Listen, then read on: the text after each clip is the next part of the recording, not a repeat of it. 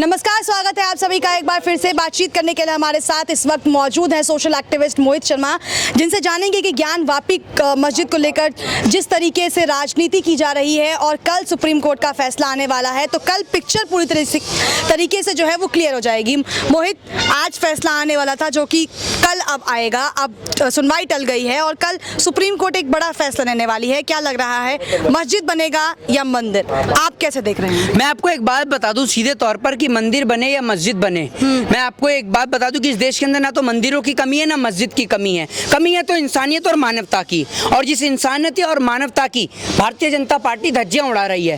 Bharatiya Janata party, आपको मैं सीधे तौर पर बोलता हूं, इस देश के नेता बोलने से कांपते हैं, मोहित शर्मा नहीं बोलने से कांपते हैं। ये जितने भी संगठन हैं, इन सबको श्रेय भारतीय जनता पार्टी का है, वरना किसी की हिम्मत नहीं है। मैं आपसे ये कहता हूं, अगर इस देश में संविधान नहीं चलता है, संविधान की कोई मान्यता नहीं है, तो आप संविधान की बात ही क्यों करते हैं? आप एक बार क्लियर सामने आके डिक्लेरेशन कर दीजिए कि इस देश के अंदर हिटलरशाही तानाशाही चलती है। इस देश के अंदर अब कोई भी, आप ये समझ लीजिए, लोकतंत्र नहीं बचा है, डेमोक्रेसी नहीं बची है, इस देश में हिटलरशाही के जरिए शासन चलता है। तो हम लोग विरोध करना बंद कर देंगे आपका? आप क्यों नहीं क्लियर करते हैं? जब 1991 में 1991 में एक कानून बना, एक एक्ट बना, वो रिलीजियन एक्ट हिंदुओं के लिए भी बना, मुसलमानों के लिए भी बना, सिख भाइयों के लिए भी बना और ईसाई भाइयों के लिए भी बना। सभी के लिए एक एक्ट बनाया गया, जिस एक्ट के तहत ये कहा गया कि 15 अगस्त 1947 देश की आज़ादी के बाद जो चीज़ जिस जगह पर है वो चीज़ वहीं पे ही रहेगी।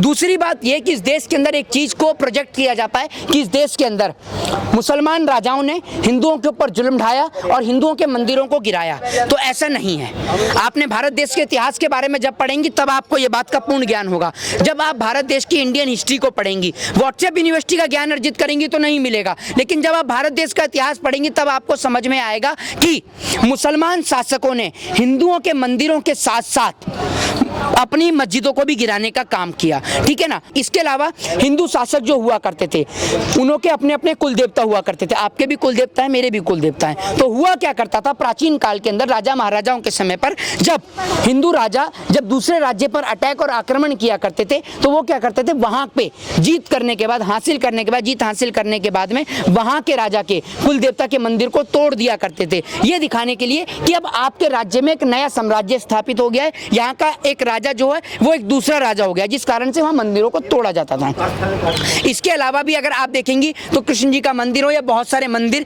जो इंडियन हिस्ट्री में पाए जाते हैं, जिनको आप गूगल पे जाकर देख सकती हैं, हिंदू राजाओं ने मंदिरों को तोड़ने का काम भी किया। तो आप ये बात कह रही हैं कि भैया मुसलमानों ने मस्जिद को तोड़ा, तो ये आपके पास आधा अधूरा ज्ञान है।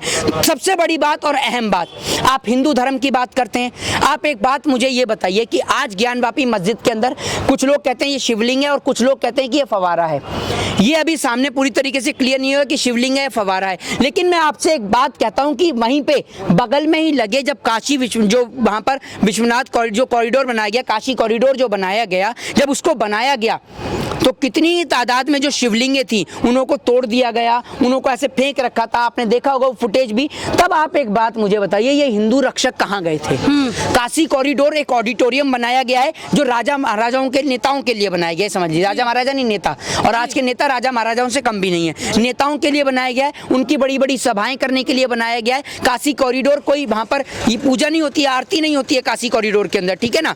आपको मैं बता दूं तो एक बात मुझे बताइए, एक जगह जहां पर इस बात का दावा भी अभी पूरी तरीके से क्लियर नहीं है कि वो शिवलिंग है भी या नहीं है, लेकिन एक जगह जहां पर पूर्ण रूप से सबको दिखाई दिया कि भाई यहाँ पर तो शिवलिंगें तोड़ी गई, इतनी सारी शिवलिंगों को हटाया गया, तो ये कैसे, किस तरीके के हिंदू धर्म के नेता हैं, ये मुझे आप बताइए ना क्लियर तौर पर, सीधे तौर पर। दूसरी सबसे बड़ी बात, इस देश के अंदर इन भारतीय जनता पार्टी के नेताओं ने आरएसएस के जो इतिहास है उसको बढ़ाने का काम किया है लगातार। इन्होंने भारत देश के इतिहास को मिटाने का काम किया है। मैं आपसे पूछता हूँ, आपकी नज़र में, आप एक पत्रकार हैं, आपकी नज़र में जिस बेटे ने इस देश के खातिर फांसी का फंदा चूमा, आपके लिए वो मान्य रखता है या फिर आरएसएस के हेड गवार? ये बता दीजिए, बता दीजिए। जी जरूर, आर्मी ही मायने रखता है देश के लिए। आर्मी नहीं, भगत सिंह, सीधे तौर पे बताता हूँ, आर्मी तो आज के लिए है ही है जी। उस समय भगत सिंह जैसे लोग हुआ करते थे, आर्मी और बीएसएफ नहीं हुआ करती थी, ठीक है। आर्मी तो सर्वोपरि है ही आज के समय में, लेकिन भारतीय जनता पार्टी के जो लोग हैं या फिर कह लीजिए ये इतिहास को मिटाने का काम कर रहे हैं। कर्नाटक के अंदर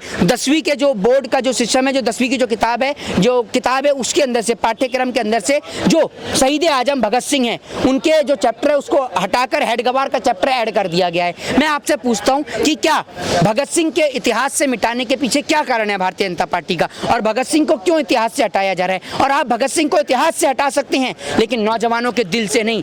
भगत सिंह इस देश के नौजवान के दिल में बसता है और हम भगत सिंह को मानने वाले लोग हैं। हम अगर इस मिट्टी के खातिर, इस देश के खातिर अपनी जान दे सकते हैं ना, तो इस देश के खातिर कोई भी अगर आंख उठा के देखेगा ना, इस देश पे, इस मुल्क पे कोई भी मुल्क अगर आंख उठा के देखेगा तो हम उसकी आंखें निकालना भी जानते हैं। हम अपनी भारत माँ से प्रेम करते हैं, हम इंसानियत और मानवता की बात करते हैं। और मैं अंत में आपसे यही कहूँगा कि मंदिर मस्जिद गिरजा घर ने बांट दिया भगवान को, धरती बांटी सागर बांटा, मत बांटो इंसान को। कि आपने मंदिर और मस्जिद के नाम पे कि भैया हिंदू है तो मंदिर में भगवान पाए जाएंगे, मुस्लिम है तो मस्जिद में पाए जाएंगे अल्लाह, ठीक है ना, तो आपने इसके नाम पे भगवान को तो बांट ही दिया है, आप इंसान को क्यों बांट रहे हैं? लेकिन मोहित, अगर कल सुप्रीम कोर्ट जो है ये फैसला हिंदू पक्ष के हित में डाल देता है तो क्या लोगों का जो एक भरोसा है सुप्रीम कोर्ट को लेकर वो टूटेगा या नहीं? वो तो खैर टूटेगा ही, वो बात तो बिल्कुल निश्चित तौर पर है, क्योंकि 1991 का जो एक्ट बना है, रिलीजन एक्ट बना है, जो लोग संविधान फॉलोवर्स हैं, निश्चित तौर पर टूटेगा ही टूटेगा। दूसरी बात ये भी है कि सरकार इस प्रकार की याचिकाओं को बढ़ावा पता नहीं क्यों दे रही है। क्या इस देश के अंदर ये लोग एक बड़े लेवल पर धार्मिक उन्माद उत्पन्न करवाना चाहते हैं, सांप्रदायिक हिंसा कराना चाहते हैं? मैं आपसे कहता हूँ, हिंदू मुसलमान के नाम पर क्यों लड़ाना जी? लोगों को ऐसी मार दीजिए ना, आप न्यूक्लियर बम परमाणु अपने ही देश में फोड़ दीजिए, ऐसी लोगों को मार दीजिए। हमें आपस में लड़के नहीं मरना है, समझ रहे हैं आप?